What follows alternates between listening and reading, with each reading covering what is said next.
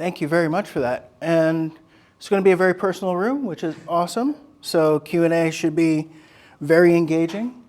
But thank you very much. And just really quickly before I begin, my name is Kurt.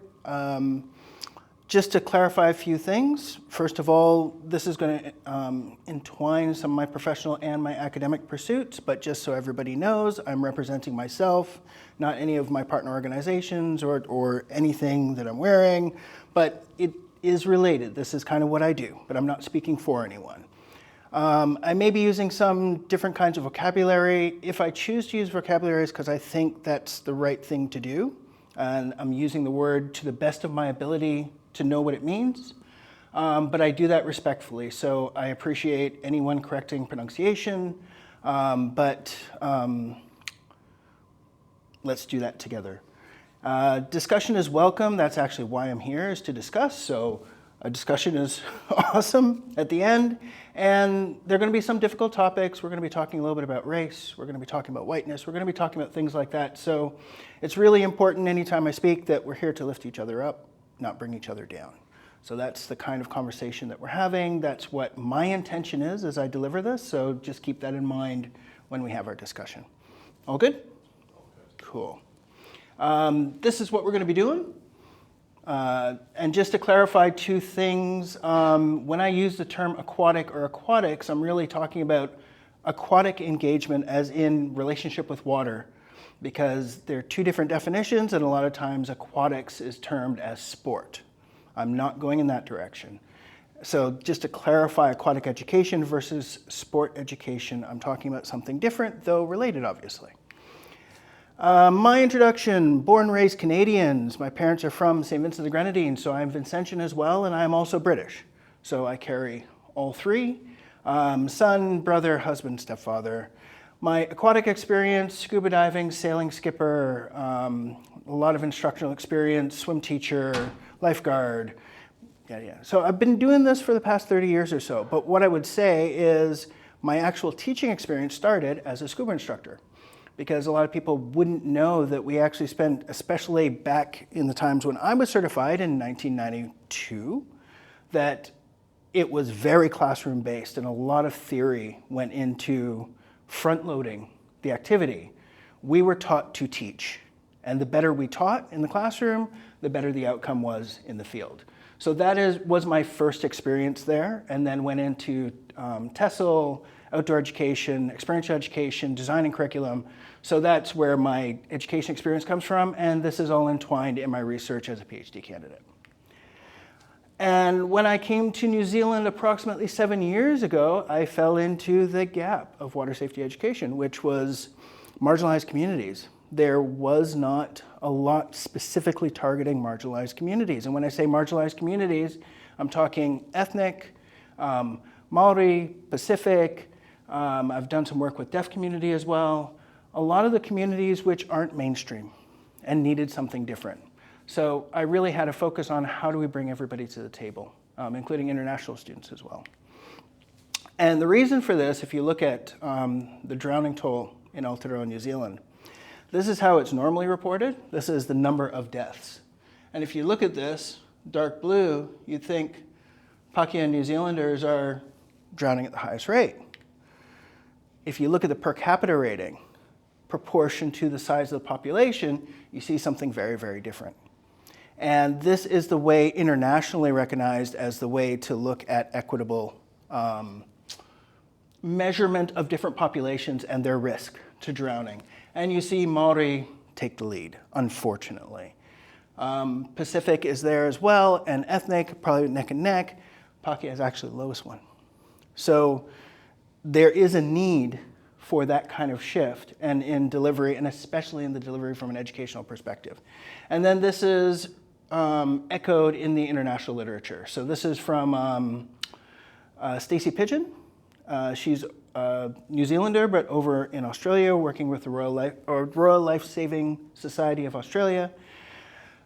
She's done a lot of work looking at high-risk populations, did a little bit of an inventory search of literature around the world. Her results look at this idea that the high-risk populations are actually the marginalized populations in most countries. And that goes for the high-income countries as well as the lower and middle economic income countries. And that is replicated in the United States, in Canada, in the UK, consistently around the world, and most drowning happens in low to middle income states.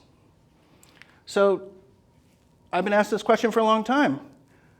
Is there a social justice problem related to drowning? And nobody's answered it yet. I've never, ever, ever gotten an answer to the question that I ask every time I present. So I'm just saying now, there is a social justice problem related to drowning. What do we do about it? And part of that is going to be education. I've held on to this concept, the J.E.D.I concept. It is not DEI. It is J.E.D.I. And the reason that I hold on to this one is because of the justice aspect. Is it right? Is it fair? Is it just? If we hold on to that concept and frame that around DEI, that brings us to the center and make sure that this is something that really is lifting everyone up. And I was at the conference in Perth, 2023, for the World Conference on Drowning Prevention, and their number one call to action coming out of all of our discussion there, justice, equity, diversity, and inclusion in all drowning aspects.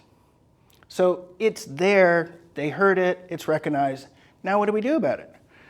Coming back to Aotearoa New Zealand, the history of aquatics, Dr. Kevin Moran, awesome guy, really interesting piece of work, because before I read this, I didn't understand the scope of what's been happening in New Zealand in terms of drowning prevention and water safety education, and especially the intertwining between the curriculum and educators over the past 100 years or so.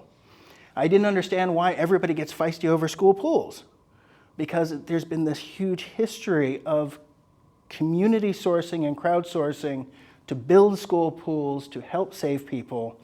Also, it becomes very plain that it very much was for the mainstream. And it's only more recently that aspects of Maori have actually crept into the works. So a really good source there for understanding the Aotearoa concept. And then that kind of leads into this whole idea of drowning prevention Auckland, water safety New Zealand, encouraging teachers to teach water safety in schools. Yet another thing that is loaded upon the teaching system to do. But it's important. But at the same time, a lot of this is coming from organizations to the teachers. What I'm kind of putting into the mix is, do we have education theory? Our educational researchers, should we be at the table in how these things are delivered, especially for justice, equity, diversity, and inclusion? This is the model. This is very well recognized around the world right now. I saw it on tons of presentations at the World Conference on Drowning Prevention. Again, Dr. Kevin Moran is in on this and other researchers from around the world. And it's looking at inclusive water competence. But more specifically, it's looking at expanding the definition from just learn to swim to water competence and water safety. And as you see there, it's very specific in the type of skills and the type of things that they think everybody needs to know to be able to do it. Now let's put that beside the Waipuna model. Dr. Chanel Phillips, her PhD was 2018, I think. This is published 220. And really what that's looking at is a Maori for Maori model of water safety. If you look at that diagram, on the inside, you've got whakapapa, the next ring, mātauranga, the next ring, tikanga. I hope I got that right. It could be inverse, but those are the three things that are really form the model for water safety and curriculum development in terms of a Maori for Maori model. And here's my question. As educators, when we look at those two different models, what kind of course would you design? The incredible difference between the direction coming from the two different ways. One is very physical, one is very prescriptive, process-oriented. The other one, much more mental, much more connected to culture, connected to whakapapa, and probably more in the process-oriented adaptive range. And I'm using the terminology from Dr. Chad Hogan, shout out to him. So this is my question. What does a pedagogy for Aquatic J.E.D.I actually look like when we have these two disparaging models in Aotearoa New Zealand? So I'm encouraging going to the theory and actually looking at, what does this look like when we look at it through a theoretical lens? I've been looking a lot at transformative learning, going back to the Mesereau model of the 10 steps, starting with the disorienting dilemma, but moving forward to more modern interpretations, and even Mesereau during his life moved in that direction as well, that more open to different things and doing a typology. So Dr. Hogan did this typology 2016. If you look at the different categories and stuff, it looks very, very wide, but there's two aspects that he uses to judge whether something's transformative: the depth and the impact of what he's doing, and the breadth across contexts. And if you look at some of the stuff coming out of the water safety research, the whole idea of concept of understanding your limits, all those kind of things, fall into that category. If you teach something, is it going to be retained? And then this other aspect, which is very human, water definitely transcends the knowledge of the water itself and affects how we see life, affects how we see each other, affects how we view power, all of this kind of stuff. Water can flow or water can crash. Bruce Lee was on it. Affirming pedagogy and affirming methodologies. I've just been introduced to this work. It is Caribbean-based, Dr. Naked et al., and that connects with my heritage very, very well. So this is a little bit more intuitive for me. But but the concept of affirming, how do we affirm culture, affirm position, affirm a perspective without being prescriptive in how we design our education? And it was really cool listening to the panel discussion and Dr. Berryman, because this is already on the page. Freire, his Pedagogy of the Oppressed, and that's already been hinted at in Ito, her PhD thesis, looking at the hidden curriculum in aquatics, and looking at what does critical whiteness look like in aquatics. That's actually a term used by Dr. Giles, Audrey Giles, and her partner, I forget the other name, but that is there as well. And that is something that I think we need to bring into how we look at the aquatics. Scar and Jagnor have talked about the whole idea of upstream, which is similar to concepts in health, looking at what health indicators are actually causing the drowning problem. I'm encouraging looking at a broader span.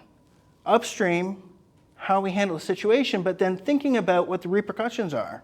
Because we can solve the drowning problem, but do a whole bunch of damage on the other side, as far as culture, affirming positions of who we are, all of that kind of stuff, colonization.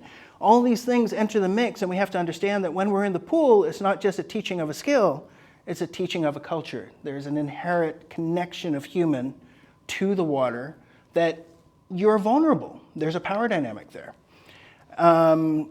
Again, Scar and Jagnor have really called for multidisciplinary and multisectoral cooperation. Education is right on the map with that as well. And from a theoretical perspective, not just teachers teaching in the pool.